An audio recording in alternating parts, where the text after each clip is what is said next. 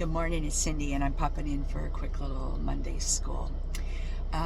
Last week, I needed to send a letter to someone in another country, and I wanted to write it in their native language, and really the only language they know. And it was a very important letter. It was very personal and somewhat emotional for me to write. And it was important to me that I write it in, number one, their language, but also that when they read the tone and the intention and the heartfeltness of my communication.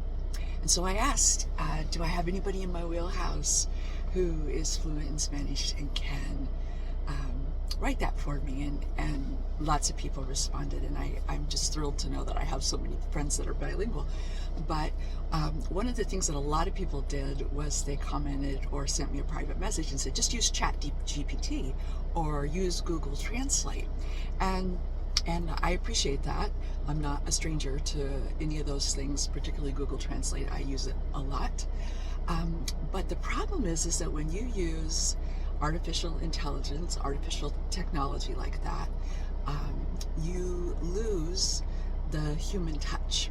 And there are a lot of words that don't translate in a lot of languages that don't translate directly from English into, the same word or the same phrase. And in fact, culturally, there are some cultures that don't use a lot of the phrases that we use in English, and trying to find a substitute for that, it takes a human to do that. And so it was important to me that somebody translate that for me so that they capture the same tone and intention. And fortunately, I've had several wonderful friends who popped up, and one in particular went right to town on it and got it done for me.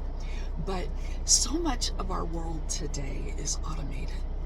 And while that's expedient and it saves money in lots of ways and it's efficient, what it does is it leaves us devoid of human contact and human touch.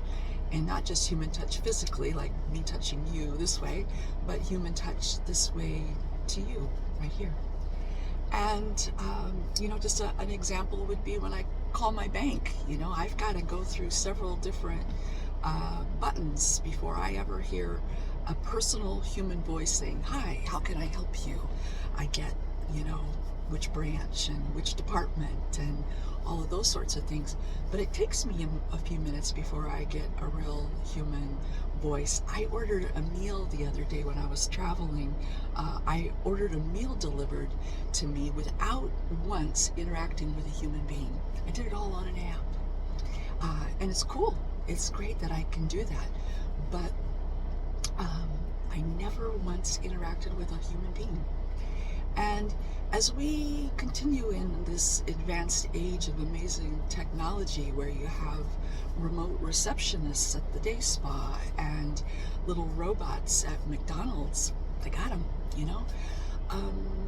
what we're losing is, I think, really significant. And that really was driven home to me when I went to write a letter from my heart to the heart of a very dear little Panamanian woman. And so here's just a challenge for you to think on, ponder, and see what you can do in the coming days. So your mission, if you choose to accept it, is to apply the personal touch of your humanity in every opportunity that you can this week. Go out in a world that is devoid of so much of that personal interaction and personal touch, and put your stamp on it, and just know that there is no replacement for the real you.